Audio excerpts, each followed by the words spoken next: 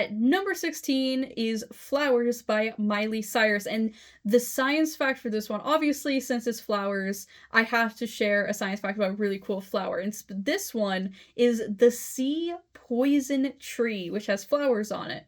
So this tree is found in coastal areas of the Indian and Pacific Oceans, and these flowers are absolutely beautiful. So they have these like small white petals, but it's the stamens that are the beautiful part of. They are huge and they basically burst out of the flower, and they're pink and white, so it's like they're white in the center and then they go into pink, and then they have the little like pollen balls at the ends, so it actually looks like fireworks, and it is absolutely beautiful flowers. But there's so many other cool things about these flowers in the tree as well. So the flowers actually open at night, and they release this really sweet scent, and it attracts bats and moths for pollination when usually, there's bees, so that's really interesting.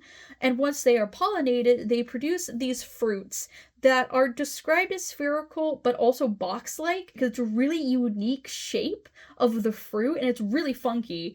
And these fruits, so they're called box fruit because they kind of do look like boxes.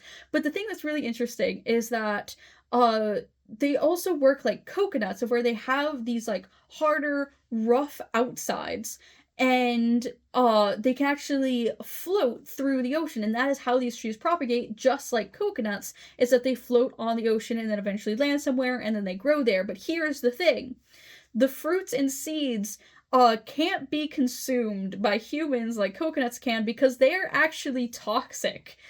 So instead, how they're used is that these seeds are ground to a pulp or powder, and they're added to water to stun fish and slow them down to make them easier to catch because of how toxic they are. And that is why this tree is also known as the fish poison tree.